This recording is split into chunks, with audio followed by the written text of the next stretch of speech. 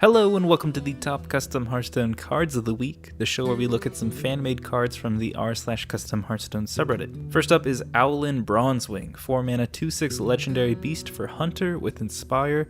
Add a random wild snack to your hand. And these snacks are special because they can be cooked. So the top 5 cards shown here are the wild snacks you can get from Owlin. Fish gives a friendly beast +4 attack, Bugs adapt, Crab adds health, Mouse draws a card, and Reptile gains armor. But kind of like a spellstone or a stat swapping minions, each of these wild snacks will change in value over time. After getting one of these cards, if you wait 2 turns, they become cooked and really good, anywhere from 50 to 100% better than their original raw forms. But if you don't play the cooked snack and you keep it in your hand for one more turn, it becomes overcooked and even worse than the original raw card. So these snacks are decent when raw, amazing when cooked, and kind of meh when overcooked. So the trick with snacks is choosing to play them on the right turn. And I think that's what balances this card. I don't think the minion itself would see a lot of play unless a control hunter emerged, but getting Owlin Bronzewing and Build-A-Beast could get even greater value from your hero power. Any versions of these snacks can be useful in games, but on the turn you receive the snack, you want to be thinking about when you're going to play it. Deciding that you're going to spend 2 mana 3 turns into the feature is a nice concept, but if there's a better play in your hand when that turn shows up,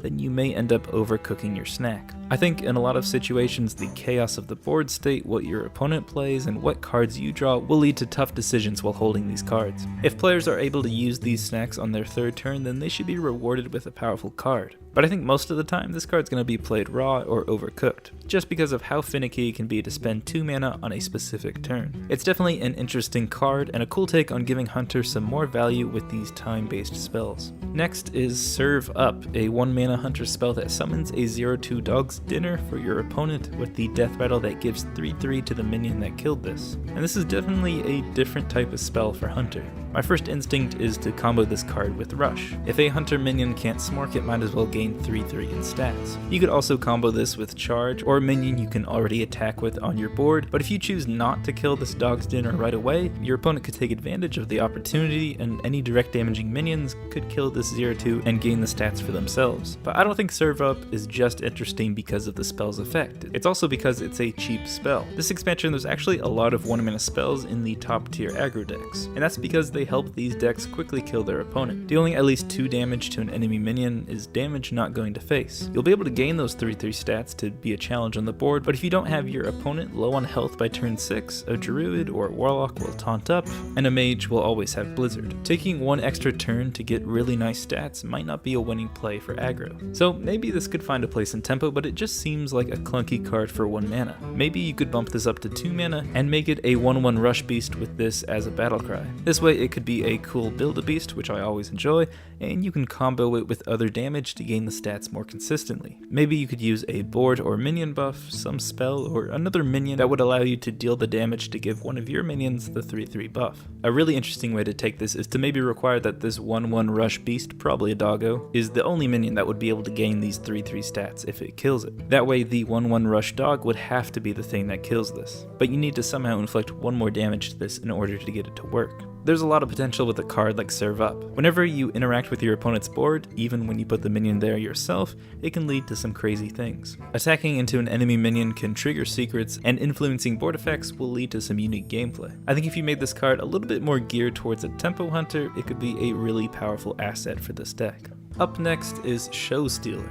Simple design, but it's a 4 mana 2/7 with the Battlecry that steals Taunt from a minion. Stealing Taunt is a great concept. It's not as powerful or flexible as Silence, but Taunt is seen often enough that you'll most likely be able to hit with this Battlecry. And gaining that Taunt only makes this card better because Taunt's just that great. One of the more powerful plays you'll be able to make with Show Stealer is against a turn 3 Tar Creeper. Whether against aggro or control, Tar Creeper is one of those powerful cards that contests the board really well in the early game. Stealing Taunt from it allows you to trade into the minions hiding behind it or go face, while also gaining a taunt minion of your own. There's definitely the smorking aspect of using a card that removes taunt, but at 4 mana, a 2/7 is just not ideal for an aggro deck.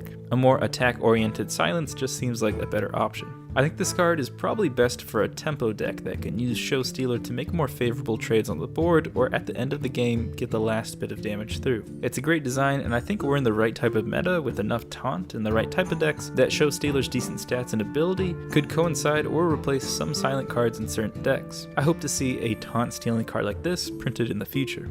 Up next is Escape Route, Rogue's secret where after your opponent plays 3 cards in a turn, you cast Vanish. I think this is a great secret to add to Rogue. Comparing this to some of the other secrets that are activated the same way, this seems on par.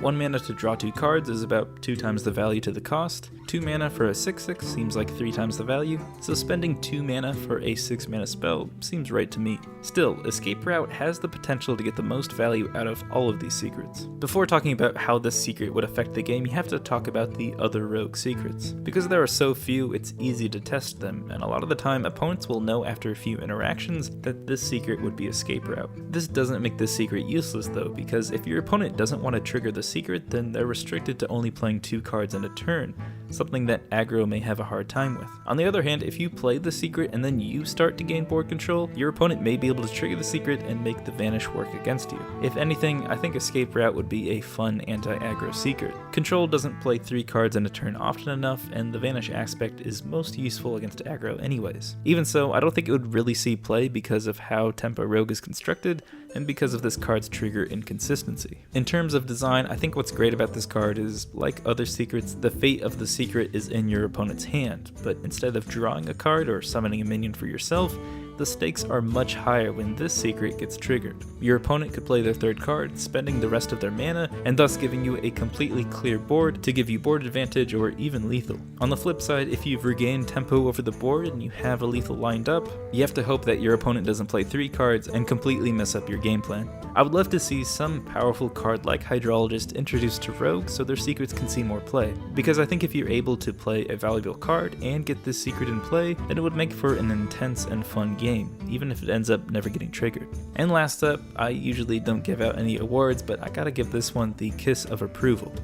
Experimenting Necromancer is a 1 mana 1/3 minion for Warlock that should be a legendary. With the Battlecry, craft a custom spirit. Much like zombies, spirits are created by combining 2 minions, but instead of beasts, you combine a trigger card and a death rattle reward. So for the triggers, there's a lot of at the end / beginning of your turn, when you summon a minion, when a minion dies, and the rewards vary from heal, stats, or adding value to your hand. The list goes on, and it may seem kind of hard to actually predict how powerful this card would be, but the card creator actually made a website that lets you craft a spirit just like if you were to play this card. Definitely check it out for yourself, but basically crafting a spirit goes like this. You pick the trigger that's the easiest, and then the greatest reward. It's pretty simple, and as you see, sometimes you may get better triggers or better rewards, but something in common you'll notice about these cards is that they're almost all amazing. Crafting a spirit 9 out of 10 times I was like, wow, I would play that card. There are some notably overpowered options like minion summoning or card playing triggers, especially combined with a card like Sergeant Sally, Arfis, Devilsaur Egg, etc. Although I think if the site only used the pool of standard cards, then there would probably be some less impressive combinations. Most of the time, you're not going to get a card that's going to fill your board with 5/5s or clear your opponent's board by just summoning a minion, but it is possible. And just a side note, Daring Reporter plus Dancing Swords might be an OTK, I'm not sure how that would work, but trust me, go to this site, link is in the description, and craft a dozen spirits. I think it really helps to show the power level of this card. And so in terms of balancing, like I said, 9 out of 10 of the cards I crafted were good, and 1 out of those 9 were just overpowered. I don't mind having a card where the Battlecry grants a powerful minion, but I'm a little bit wary of something single-handedly giving the user a massive swing in their favor. So I think to nerf this card, I would definitely limit this to 1 per deck and make it a legendary. I'm still a little uneasy about those spirits that are really powerful, but I think some RNG cards like Yogg can get away with that rare chance of completely changing the game for you.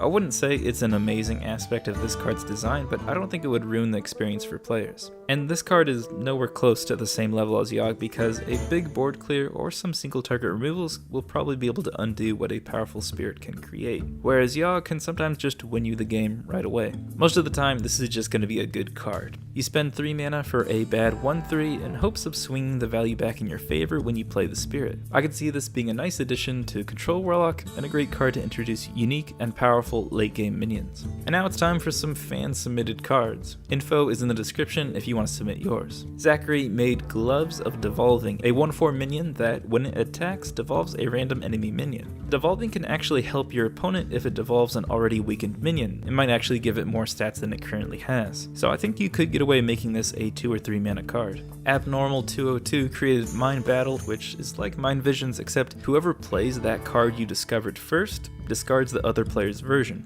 So if you Mind Battle into a Shudderwalk, I would definitely play it before your opponent gets all their combo pieces, because it would be great to ruin their dreams. And Mr. Awesome 431 created the Death Speaker, a rogue legendary where at the start of the game, if your deck contains no battle cries, all of your death rattle effects become battle cries. It makes all the death rattle cards much better, but now you lose that roll the bone synergy. Literally unplayable. Well, that is all for this week's Top Custom Hearthstone cards. Check out the playlist if you missed last week's or this other video here. But until next time, ta-ta.